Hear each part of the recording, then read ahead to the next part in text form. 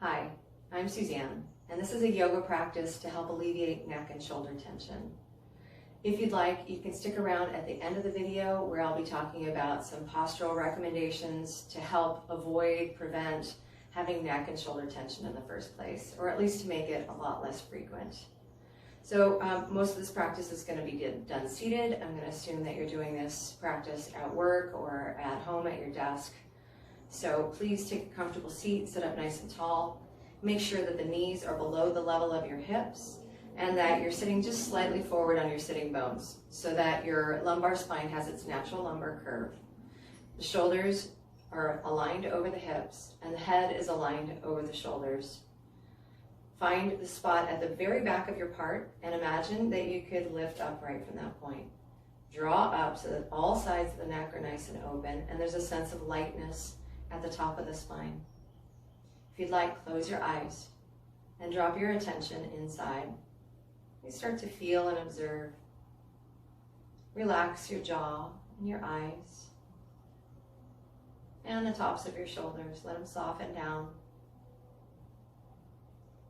See if you can feel from the inside as you widen the collarbones. Draw the head of the arm bones slightly back, not so much that you pinch the shoulder blades together, but draw them ever so slightly back. And then slide the shoulder blades down as if you're going to nestle them into the back pockets. Try to soften at the tops of the shoulders and keep all of that space around the neck. And then observe your breath. Notice if you're breathing more in the chest or more in the belly. And see if you can create a whole body breath, where the breath comes from the rib cage down into the belly and the whole chest and belly widen and expand from the inside out. And as you exhale, feel that all compress back in toward the center line of the body, not in a forceful way. Inhaling, widening 360 degrees, front, back, and sides. Exhaling, softening back into the middle. Try to keep that breath just as it is. We'll begin to move a little bit, so feel free to open your eyes. Maintain the posture that you've created. Release your arms down by your sides. We're going to externally rotate the arms so the palms face open and both thumbs point away from each other. This is an external rotation of the arms. And then do the opposite, internal rotation of the arms. Roll them back out from the shoulders and roll them back in. See if you can feel what happens in the upper back and chest as you do that. As you turn the arms out, there's a widening across the chest, a firming of the upper back. As you roll the arms in, there's a widening of the upper back and a closing off of the front of the chest. One more time. Widen and close. Then we're going to keep the arms turned out, so roll them out. And then inhale and take the arms up as high as you comfortably can go. Reaching those arms up toward the sky, keeping the tops of the shoulders soft. Exhale and release your arms out. Let's go forward and up. So reach both arms up as parallel as you can, about shoulder width, reaching them as high as you can, and then release them down. We'll go back out to the sides again. Rotate out and inhale, take them up. Exhale, release your arms out and down. Now let's just do the right arm. We're going to take the right arm forward and up. And as you exhale, turn your head to look over your left shoulder and release your right arm out and down as you exhale. Inhale, bring your head to center. Your arm reaches up. And exhale, turn and look over your left shoulder as your right arm goes out and to the side and down. Last time like this, inhale, forward and up. Right arm reaches. Turn your head over your left shoulder, release your right arm out and down. As you inhale, bring your head to center. Left arm reaches up, forward and up. Exhale, turn and look over the right as your left arm releases out and down. Inhale, the head comes back to center. Left arm reaches up. Exhale, turn to your right as your left arm descends. Last time like this, inhale, left arm up. Turn it out. and go down. Bring your head back to center. Turn both arms out. Take both arms up to the sky. Reach them up and either interlace your hands, or another move is I like to hook my thumbs, so I'm going to do that variation. I'm going to reach both arms up. Let the arms lift. Drop the chin a little bit and lengthen the back of the neck. Take a deep breath in, pulling the breath from the ribs down to the belly, and then try to widen the upper back by rolling the outer arms forward. So rotate them forward, keep the arms reaching up, and soften the tops of your shoulders. From here, take an inhale, and we're going to twist the whole rib cage and shoulders to the right. Inhale, unwind, and this time go to the left. Exhale. Inhale, back to center. Do one more time each side. Keep the tops of the shoulders soft. Exhale, go to the right. Inhale to the center, deep breath, relaxing breath. Exhale to the left. Inhale to center, and exhale, release both your arms out to the side. So I know, as someone who tends to collect my tension up in this area, something that I'm still working on myself, it does get to me too. I know that sometimes these stretches don't feel great when you're doing them. I know that there's a relief to let them go, especially if you're carrying that tension there. But keep at it, keep doing them, and we'll start to dissolve some of that tension. The next thing we're going to do is cat-cow in the chair. So we're going to move on the breath, beginning with an exhale. Slide your hands over your knees, draw the belly back, and let your head come down, your tail coming forward between your legs. As you inhale, slide your hands back, squeeze the shoulder blades back and down, and lift the chest. Remember to keep the back of the neck long. Try not to pull the chin up. That creates tension. Exhale, slide your hands forward, drop your head, round your upper spine. Do one more like that. Inhale, slide your hands back, squeeze the shoulder blades back and down, chest comes up between the arms. Exhale, slide forward. Hold this position. So I'm going to show it from the side. So this is a round position in cat pose, and I'm going to inhale there and try to create more space in the back of my body. The lungs are biggest on the back of the body, so fill them up and spread them. And then as you exhale, pull your hands back, squeeze the shoulders back, get nice and tall. Inhale, slide the hands forward, pull the belly back. Breathe into the back of your body. The front of your body has no room for breath right now. Exhale, slide the hands back, get tall. Last time like this. Inhale. Should feel good. Let it spread. Drop the head. And then squeeze and lift up nice and tall. Awesome. So I'm going to turn back around forward again. We're going to do another shoulder stretch. This one is going to be starting from what I call a goalpost position. So what we're doing is we're alternating between really strengthening the upper back, which needs to support the openness of the chest where it needs to be. And then we're also stretching. So this is a strengthening position. Arms are about shoulder height. Pull the elbows a little bit back, and then pull the hands back as if you could pull them back a little bit behind the elbows. It's hard to do. Take a breath in. You might feel the work already. Soften your jaw, and then bring your left elbow over the right and wrap your arms around so that you can stack your elbows on top of each other. Hold your shoulders, maybe even reach your own shoulder blades. Lift your elbows up and move the elbows a little bit forward. So you're, again, widening the upper back here. You can stay right like this, or if you have the ability to, bring your forearms up and wind your forearms and your wrists together around each other. This is eagle arms in a yoga pose called Garudasana. But it can be modified here. If this is just too much, you can't quite get that. So lift the elbows up in either position, and then you're going to take your elbows to the right and your head to the left. And then switch. Elbows left, head to the right. Keep going, keep breathing. So try not to be forceful at all in the movements or in the breath.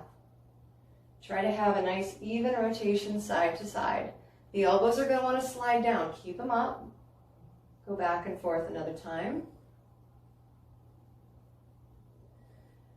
And then next time your elbows are over to the right, turn your head to the left, and you can either stay here, but if you've got a lot of tension in the neck, you might be more comfortable turning your head in the same direction as your elbows. So I'm stretching behind my left shoulder blade, but then I'm letting my head lean into the tissues, my neck muscles not being pulled into resistance, but rather into the same direction to create softness. You could do that, or if you'd like, turn your head in the opposite direction to get a little stretch and compression there. Just a couple options. Bring your elbows back to center, unwind your arms wherever they were, and take a breath. We're going to lift the shoulders up, both of them together, nice and soft, and then exhale, relax them down. Do one more of those. Try not to just pull them up, shrug, and create a lot of tension. Be respectful, go slow and easy. And then we're going to come back up to our cactus arms or goalpost arms. Okay, remember the elbows go a little forward, the hands a little bit back, and draw the elbows back. So they're kind of out of your peripheral vision. Try that to see what you can do with it. And then we're going to bring the right arm over left into the hug. Let's try to stack your elbows on each other. And lift the elbows up, move them a little bit forward, and either stay right here, or maybe you go for the eagle arms again. Keep the elbows lifted up. Start to turn in one direction and your head the other. So now we're going to be working on, you're really getting both shoulders, but this is more emphasis on the right side.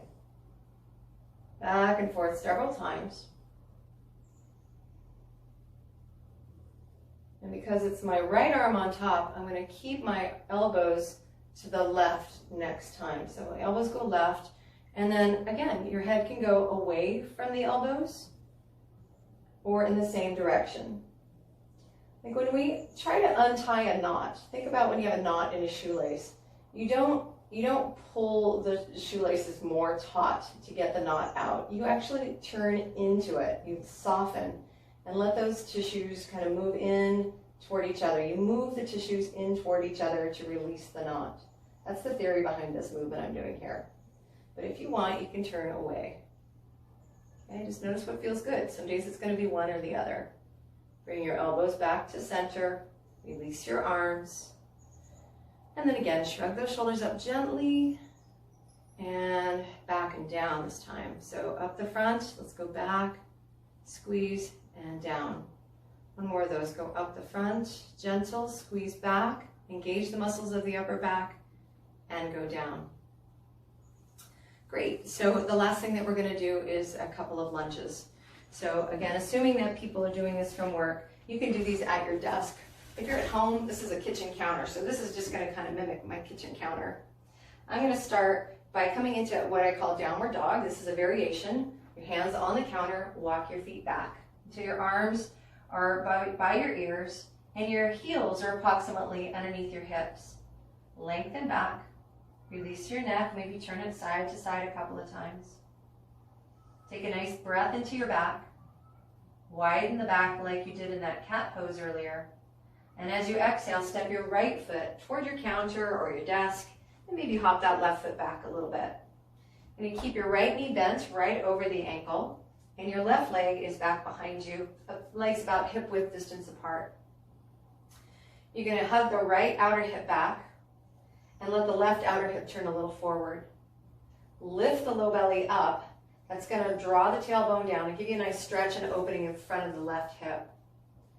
And then you don't really need the counter here. Unless you do for balance, you can always hold. The intention here is to get in front of the hip. But if you can add a shoulder stretch, we're going to take the arms behind us, interlace the hands, or again, you can do that thumb hook and roll the shoulders back, straightening the arms behind you. Take a couple of breaths here. If you'd like, you can straighten that front leg and then go back in. A couple of times. Give us some strengthening work on the right side and stretching work on the left. Keep the neck long. And then you'll eventually release your hands. Step back into that modified downward dog. Both arms overhead. Nice deep breath, soften breath. And then left foot forward into a lunge. Right foot maybe hops back a little bit. Left knee over the ankle. Right leg long. Move the hips towards square in front of you. So the left hip draws back, the right hip a little forward. Then you want to roll the pelvis back. That's going to help to give a nice stretch in front of the right hip. A couple of breaths here, either keeping your hands for stability or reaching those arms back, shoulders back, straighten the arms, and stretch the front of your chest. You can do the variation where you straighten the front leg a couple of times, building a little more heat. Keep breathing. Keep working the back leg and opening the front of that hip, rolling the pelvis back. One more breath. And then release your hands to your chair. One last downward dog. Stretch it back. Lengthen. Relax your neck. You can bend the knees as much as you want. Bend and straighten the legs. Just wiggle out into the hips. Remember, it's all connected. So if you have tension in one part of your spine or one part of your body, it's going to have an effect in other parts too. So it's a really good idea to just get the whole body moving frequently. Okay, and then from there, go ahead and walk forward. That's the end of the active practice. So you could leave now if you have time to talk about, to learn about a little bit more of the alignment for posture. Stick around. Just wanted to show you from a side view that a lot of people stand like this with the hips kind of thrust forward so that the toes are really kind of invisible. Well, you can see that this results in length in the low back and it kind of collapses the front of the chest. So what you want to do is press those hips back, soften the tail down without tucking. You just think about length so that your toes are free and the weight is balanced from the front of your foot to the back of your foot. Shoulders over hips, head over shoulders, and again, lengthening up nice and tall through there.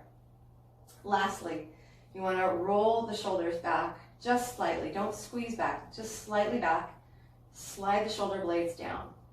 A quick way to bring the shoulders into the right position are those goalpost arms you did earlier. You can roll them up, slide the shoulder blades down, they're set, and then feel what that feels like when you release your arms. The same position for the torso and the shoulders can be taken into a chair. So again, showing from the side view, you want to make sure that you're not rolled onto the back of your sitting bones like this and rolled back, because that sets up the collapse chain through the whole torso. Roll a little bit forward, hips slightly over the knees, ankles and heels underneath the knees for support. And if you were to look from the side, your ear, your shoulder, your hip would be in one line. When we start to watch TV a lot and collapse down like this, or we're doing a lot of texting or computering or even driving, or bucket seats in our cars do this, you want to fill the hole there, fill the bucket. So if you see, if I sit lower, that my pelvis wants to rotate back a little bit, and that sets off a bad habit chain. So you can sit on something, fill the bucket, fill that little hole, sit up a little bit taller, and set the shoulders back. Remember, Aristotle said that you are what you repeatedly do. And we can build more improved posture and really help our upper back and neck tension by repeatedly bringing ourselves back into good postural alignment. Help our neck. Meanwhile, practice some of these exercises and do them regularly. There's others as well that help, but think about that mobility of the shoulders, upper back, and neck as being the key to unlocking this tension on the short term, and then practicing a good postural alignment for the long term, and then you'll be happier and feeling way more comfortable. So thank you so much for watching. It's always an honor to get to guide you in these practices. So thank you for watching. Hope you feel good, and do take good care.